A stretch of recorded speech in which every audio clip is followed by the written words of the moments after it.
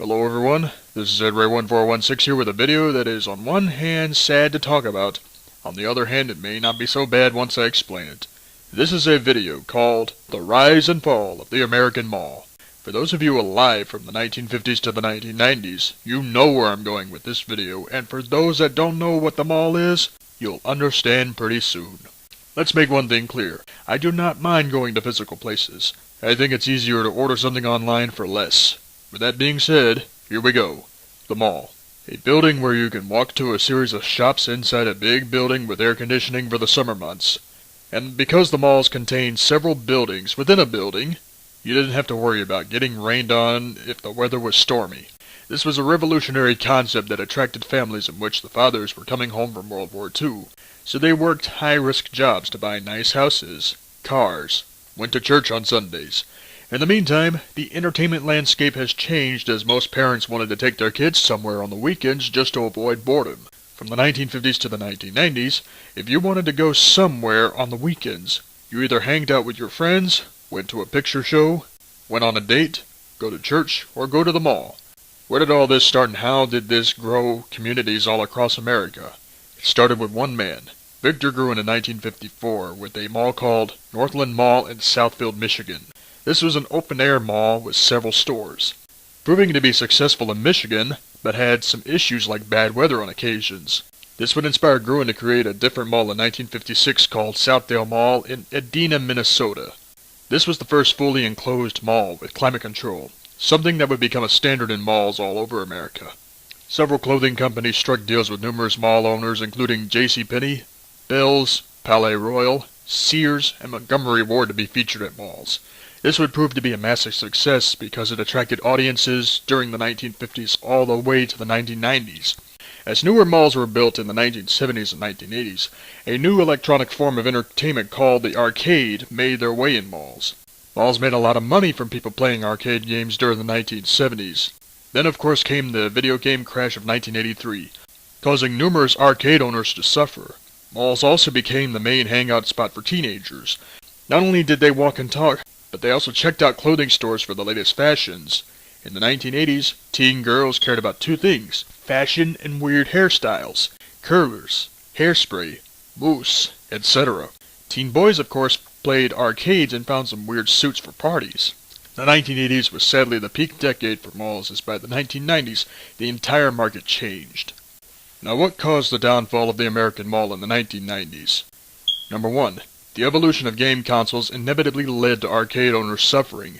Grant you that Street Fighter II, Mortal Kombat, The Simpsons, and X-Men did keep arcade owners from going out of business much earlier. Video games from the Super Nintendo and Sega Genesis allowed kids to stay home and play games. Not a bad thing because the gaming industry became more explosive than in 1980. The next example is the poor marketing strategy, along with higher prices. Sears and other retail clothing stores started to take a hit as many of them decided to buy clothes that were made in China, Taiwan, Mexico, etc. While a lot of people believed that it was to help companies save money, it's pretty obvious that outsourcing to other countries is more costly than producing goods here in America. Factor in local clothing stores were going out of business, the clothing industry had less competition. Finally, and this would become revolutionary in the 1990s, the Internet. A lot of malls were still thriving in 1999, but online ordering was new to people on the Internet. With electronics becoming more advanced, it was allowing my generation called the millennials to stay home more often and enjoy these advanced technologies. While my Internet access was limited in 1999, I still played computer games like Solitaire and Space Cadet Pinball. This started a gradual decline because why would kids ask their parents to waste gas to go to a building just to stay and walk for an hour or two when the kids can stay home, play games, or watch TV? You can't blame millennials for that. The social shift was inevitable.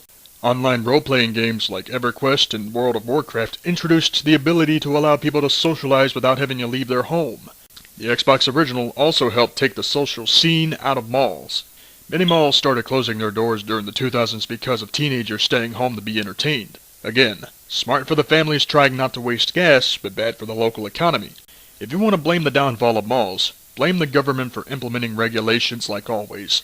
For the malls that are still standing, The clientele is less than desirable due to hoodlums wanting to rob people, start random fights, steal from store owners, and vandalize. Some malls do not have enough private security guards mainly because the malls cannot afford it. In addition to game consoles and online gaming, people can play games on their smartphones, further eliminating the need to go to a mall to buy a game or play an arcade game. Also, with things more expensive in person now than in the 1980s, people can buy stuff direct from the company online for less. In movies, DVDs are considered obsolete thanks to Netflix, Amazon, Hulu, and apps from Showtime and HBO.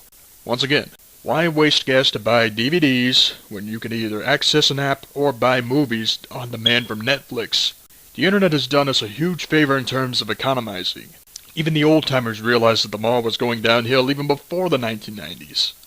If there are any places people will get in their car and travel to is to their local flea market to get good deals without the weight of ordering. Not only is less gas used, but more money is saved that way.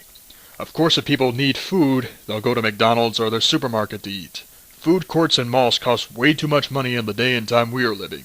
Millennials and Generation Z people are economizing much more than the baby boomers ever did. Face it, the surviving malls will eventually close down while technology evolves. While malls close down, local flea markets will pop up. We can have entertainment in our home without having to travel far to spend a lot of money. What more can be said? Malls were for parents that survived the Great Depression to bring their kids to be entertained and to connect with the community. Then when baby boomers were starting to grow up, it was used as a hangout spot a lot of times. Millennials went to the mall mainly to play games until a lot of people started accessing the internet. With the survivors of the Great Depression dying and the baby boomers starting to die, the Generation X folks are the only people that will still go to malls, only to get clothes. It's a sad ending to something that used to be part of Americana. Like the old saying goes, all good things must come to an end. So the American mall is coming to an end. Anyway, I'm Edray, and I'm out of here.